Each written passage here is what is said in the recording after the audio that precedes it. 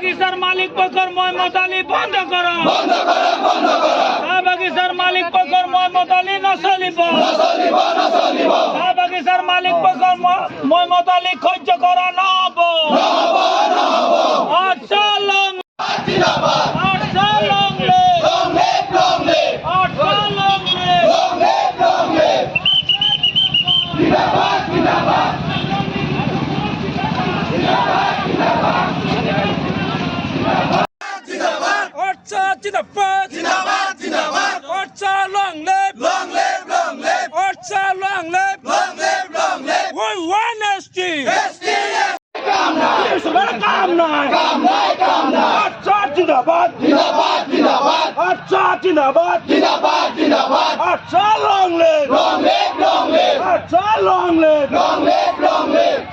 মালিক পক্ষ হুঁশিয়ার সাবেকসার মালিক পক্ষ হুঁশিয়ার সাবেকসার মালিক পক্ষ হুঁশিয়ার জিন্দাবাদ ছাত্রলীগ জিন্দাবাদ ছাত্রলীগ জিন্দাবাদ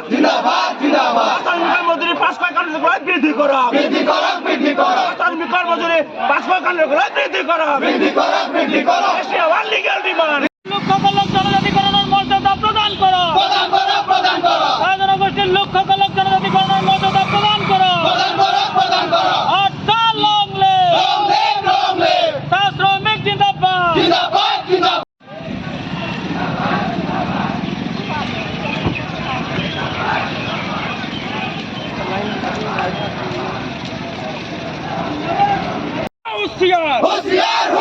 मालिक पक्ष होशियार बीजेपी सरकार गो पे श्रम मंत्री काम नहीं श्रम मंत्री हाय श्रम मंत्री ले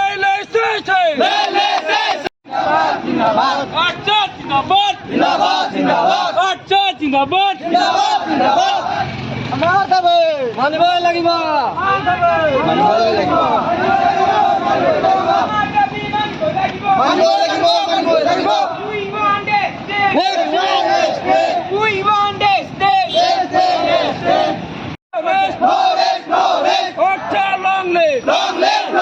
बीजेपी सरकार हाय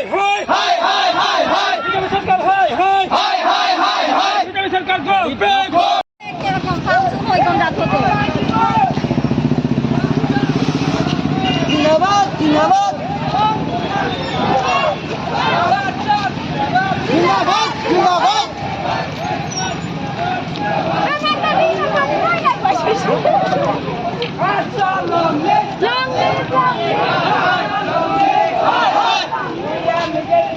শ্রমিক লক্ষ ভূমির পট্টা প্রদান করো জনগোষ্ঠীর লক্ষ জনজাতিকরণের মর্যাদা প্রদান করো পরিণাম বেয়া হব এই জুই জ্বলিছে অসম সরকার হায় চাহ বাগিচাৰ মালিক পক্ষৰ মহম্মদ আলী নচলিব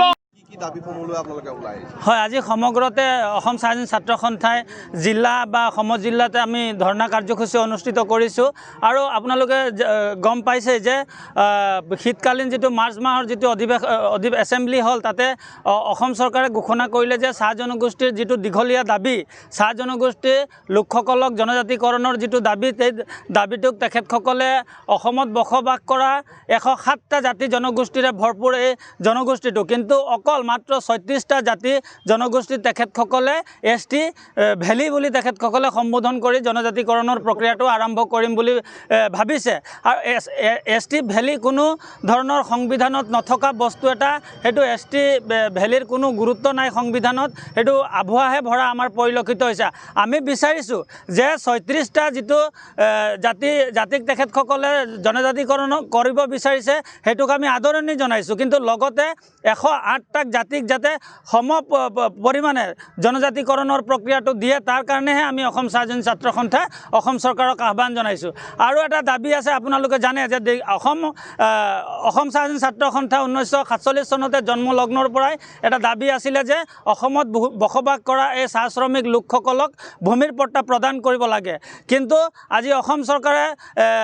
ভূমিৰ পট্টা প্ৰদান কৰিছে কিন্তু অসমৰ যিখিনি বাগিচা আছে বাগিচাৰ যিখিনি স্বত্বাধিকাৰী আছে এই স্বত্বাধিকাৰী কিন্তু সকলে বাগিচাৰ স্বত্বাধিকাৰীসকলে কিন্তু বিৰোধ কৰিছে আৰু আমি আপোনালোকৰ মাধ্যমেদি এই স্বত্বাধিকাৰীসকলক বাগিচাৰ স্বত্বাধিকাৰীসকলক ক'ব খুজিছোঁ আপোনালোকে যদি এই যিটো আপোনালোকৰ যিটো মই মতালি আচৰণ যদি আপোনালোকে প্ৰত্যাহাৰ নকৰে তেতিয়া অসম স্বাধীন ছাত্ৰ সন্থাৰ কিন্তু প্ৰত্যাহ্বানৰ কিন্তু সন্মুখীন হ'ব লগা হ'ব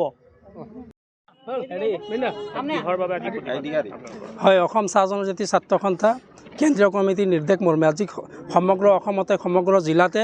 আজি চাহ জনগোষ্ঠী তথা চাহ শ্ৰমিকৰ যি জ্বলন্ত সমস্যা চাহ শ্ৰমিকৰ মাটিৰ পট্টা ভূমি আৰু জনজাতিকৰণ আৰু শ্ৰমিকৰ যি দৈনিক মজুৰি সেই মজুৰি বৃদ্ধিৰ দাবীত আজি গোটেই অসমতে আন্দোলন কাৰ্যসূচী ঘোষণা কৰা হৈছে আৰু সেই মৰ্মে আজি বিশ্বনাথ জিলাৰ অন্তৰ্গত বিভিন্ন সমজিলাৰ লগতে বিশ্বনাথ জিলা আয়ুক্ত কাৰ্যালয়ত এতিয়া ধৰ্ণা কাৰ্যসূচী আমি ৰূপায়ণ কৰিম আপোনালোকে নিশ্চয় জানে যে চাহ জনগোষ্ঠী তথা চাহ শ্ৰমিক ৰাইজে নিজৰ হাড় ভঙা পৰিশ্ৰমৰ জৰিয়তে অসম তথা আৰ্থিক ব্যৱস্থা টনকিয়াল কৰা এই জনগোষ্ঠীটোক সদায় প্ৰতাৰণা কৰি অহা বিভিন্ন চৰকাৰে এই বিভিন্ন চৰকাৰ তথা আজি বিজেপি চৰকাৰক আমি ধিক্কাৰ জনাবৰ কাৰণে আমি ওলাই আহিছোঁ আৰু ইতিমধ্যে অসম চৰকাৰে সিদিনা ঘোষণা কৰা তথা চাহ শ্ৰমিকক মাটিৰ পট্টাৰ যি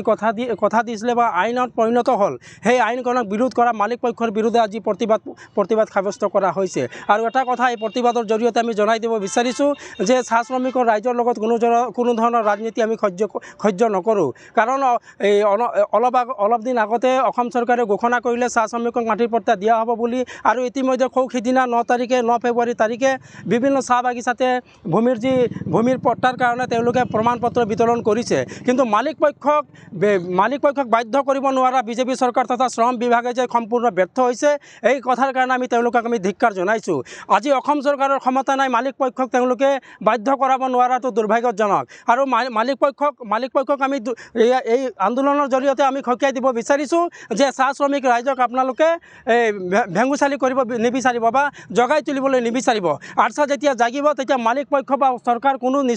নিস্তাৰ নাপাব বা জীয়াই থাকিব নোৱাৰিব বিজেপি চৰকাৰকো আমি আহ্বান জনাইছোঁ যে 2026 চনৰ যি বিধানসভা সেই বিধানসভাৰ নিৰ্বাচনৰ পূৰ্বে যদি জনজাতিকৰণ চাহ শ্ৰমিকৰ দৈনিক মজুৰি আৰু মাটিৰ পট্টা যদি পাট্টা নিদিয়ে তেনেহ'লে বিজেপি চৰকাৰো যে কোনো চাহ বাগিচাত প্ৰৱেশ কৰিব নোৱাৰিব সেই কথা স্পষ্ট কৰি দিয়া হৈছে আজি এক দীৰ্ঘদিনীয়া দাবী আৰু আৰ্টছাৰ কেন্দ্ৰীয় কমিটিৰ নিৰ্দেশক্ৰমে আজি বিশ্বনাথ কাকা আৰ্টছাৰ কমিটিৰ উদ্যোগত আজি চাহ জনগোষ্ঠীৰ প্ৰাপ্য অধিকাৰৰ হকে আমি আজি প্ৰতিবাদ কাৰ্যসূচী ৰূপায়ণ কৰিছোঁ এই প্ৰতিবাদ কাৰ্যসূচীৰ যোগেদি আমি বিজেপি চৰকাৰক সকীয়াই দিব বিচাৰিছোঁ অনাগত নিৰ্বাচনৰ আগত যদি চাহ শ্ৰমিক লোকসকলৰ জনজাতিকৰণ মাটিৰ পট্টা আৰু দৈনিক মজুৰি ন্যূনতম চাহ শ্ৰমিক যিটো এক্ট আছে 1948 ন্যূনতম মজুৰি চাহ শ্ৰমিক লোকসকল যদি প্ৰদান কৰা নহয় তেনেহ'লে বিজেপি চৰকাৰ চাহ বাগিচাৰ ক্ষেত্ৰত প্ৰৱেশ বাধা আমি প্ৰদান কৰিম আৰু এই প্ৰতিবাদ কাৰ্যসূচীৰ জৰিয়তে বিজেপি চৰকাৰৰ লগতে যি আমাৰ মালিক চাহ শ্ৰমিক চাহ বাগিচাৰ মালিক পক্ষ আছে তেখেতসকলেও আমি সকীয়াই দিব বিচাৰিছোঁ যি চাহ শ্ৰমিক দৈনন্দিন মজুৰি বৃদ্ধি কৰাৰ যি আমাৰ প্ৰাপ্য সেই প্ৰাপ্য আমাক দিব লাগিব অন্যথাই আমি কিন্তু ইয়াতকৈ জংগী আন্দোলন কৰিম আৰু বিশেষভাৱে বিজেপি চৰকাৰক আমি এই প্ৰতিবাদ কাৰ্যসূচীৰ যোগেদি এক বাৰ্তা দিব বিচাৰিছোঁ নিৰ্বাচনৰ আগমুহূৰ্তত যদি চাহ শ্ৰমিকৰ যি মজুৰি বৃদ্ধি মাটিৰ অধিকাৰ আৰু যদি জনজাতিকৰণ নিদিয়ে অন্যথাই আমি ইয়াতকৈ ডাঙৰ প্ৰতিবাদ কৰিম